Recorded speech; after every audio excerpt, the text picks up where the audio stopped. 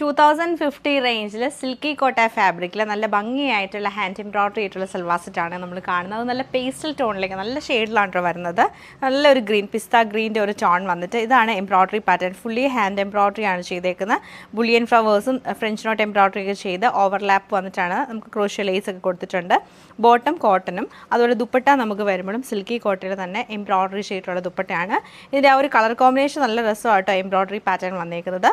അടുത്ത് നമ്മൾ കാണുന്ന ലാവൻഡർ ടോണാണ്. ഇത് സെയിം പാറ്റേൺ തന്നെ, ആ കളർ കോമ്പിനേഷൻ സെയിം ആയിരിക്കും.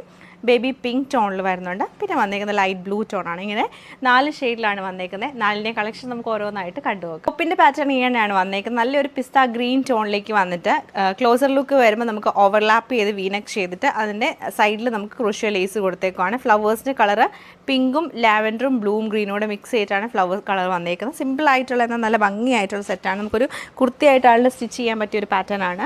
ദുപ്പട്ട വരുമ്പോഴത്തേക്ക് സിൽക്കി കോട്ട ഫാബ്രിക്കിൽ തന്നെ സെയിം പാറ്റേൺ എംബ്രോയിഡറിയാണ് ചെയ്തേക്കുന്നത്. ഫുൾ ദുപ്പട്ട അവിടെ ഇവിടെ ആയിട്ട് നമുക്ക് എംബ്രോയിഡറി വരുന്നുണ്ട്.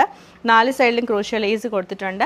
ബോട്ടം വരുമ്പോൾ പ്ലെയിൻ ആയിട്ടുള്ള കോട്ടൺ ബോട്ടമാണ് പെയർ ചെയ്തേക്കുന്നത്. സെയിം പാറ്റേൺ നമുക്ക് നല്ല ഭംഗിയായിട്ടുള്ള ലാവൻഡർ ടോണിലാണ് ഈ സെറ്റ് വരുന്നത്. ഫുള്ളായിട്ടുള്ള ബേബി പിങ്ക് ടോണിലേക്കാണ് ഈ സെറ്റ് നമുക്ക് വന്നേക്കുന്നത്. നല്ലൊരു ലൈറ്റ് ബ്ലൂ ടോണിലാണ് ഈ സെറ്റ് വരുന്നത്.